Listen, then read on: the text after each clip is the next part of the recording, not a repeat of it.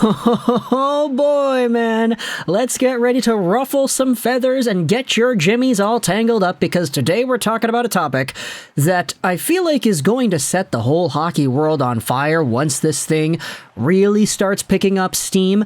We've had ourselves a whole bunch of conversations about Patrick Kane, Chicago Blackhawks franchise forward, a superstar of American hockey, superstar of hockey just in general, 3-time Stanley Cup champion, 100-point Art Ross winner in the past. He has been so good.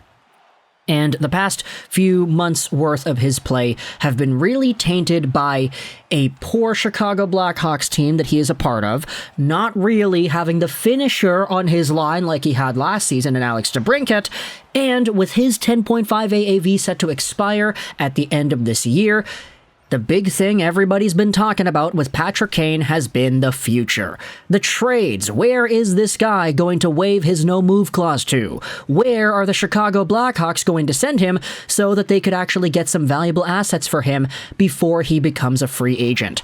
I mean, that's probably the assumption, right? I don't really think anybody thinks Patrick Kane is going to retire as a Blackhawk anymore, especially considering the huge deficiency they have when it comes to their on-ice talent in the now. Sure, they've bolstered up their future, but Patrick Kane is in his 30s. Is he really going to want to stick around and be a part of a long-term, quote-unquote, rebuild?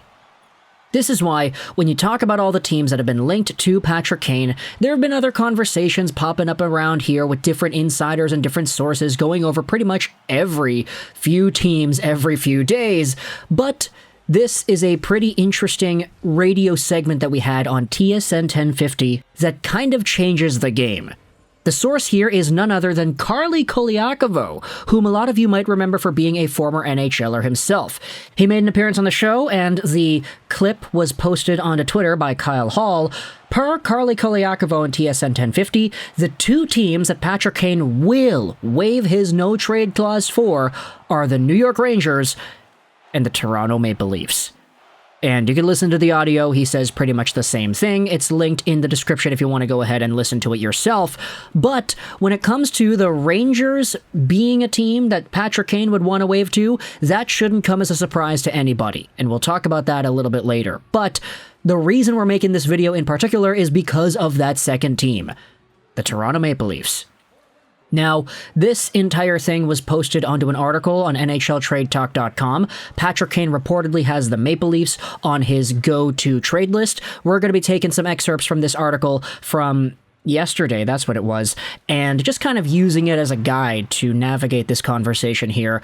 But before we dive into that, let's go over these two teams and just kind of converse about Patrick Kane's willingness to join them, starting out with the Rangers. Now, the Rangers, as we said, it should not be a surprise to anybody because we already saw what Patrick Kane had to say about the Rangers and their Vladimir Tarasenko trade. He was pretty upset, or at least he looked pretty upset when you read the quotes about how the Rangers were able to acquire their scorer to play on the wing, and how, in his opinion, Patrick Kane thought that the Rangers would have been a team that he would have wanted to go to should anything have happened. He was very frustrated about that trade, and it's funny because you don't ever see players talk about other situations like that. Like, you never see players talk about a trade made between two teams that are completely unrelated to them, unless you're Patrick Kane talking about how he would have wanted to go to the Rangers and they can't go there anymore because they already got Tarasenko. Aside from that, though, the Toronto Maple Leafs presenting themselves as a team that Kane would say yes to is huge. Mostly because Toronto has been sort of in the mix for a forward a bunch the past few months. You've been seeing all these rumors pop up about them being interested in Timo Meier and all these other guys here. Let's take a look at what this article at NHL Trade Talk says. As for the Maple Leafs, this may come as a bit of a surprise. First, there were mixed reports about whether Toronto would have been on his radar, so, two, there hasn't really been much chatter connecting the Maple Leafs to any real interest in Kane. While the idea of Austin Matthews and Kane on the same line sounds intriguing, this might not be the best fit for a number of reasons. Does Toronto need more skill in offense? Can Kane keep up with the players and the speed of the game that the Maple Leafs like to play? Interesting question. Can the Maple Leafs even come close to affording half of Kane's 10.5 AAV and addressing the right needs heading into the playoffs? Koliakovo said in a recent episode of First Up that his sources have told him it's down to these two teams, but that doesn't mean the Maple Leafs would move heaven and earth to make this deal a reality. Not only that, but Kane is a pure rental. There would be hesitation on the part of Kyle Dubas to spend major assets or get a third team involved for a player that the team can't afford to sign over the summer. The Maple Leafs have been linked to a number of names heading into this season's trade deadline, but Kane has not been among them. The salary cap gymnastics that would need to take place, the assets going the other way, and the potential lack of interest from a Toronto perspective might make Kane's desire to go there, if true, a moot point.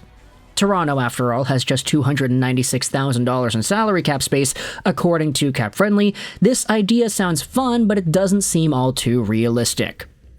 Now, thank you, NHLTradeTalk.com, for going out there and spilling a whole bunch of cold water on this idea, but it is kind of intriguing to me just to bring it up in the first place that apparently Toronto was the last remaining team that Kane would have been interested in aside from New York.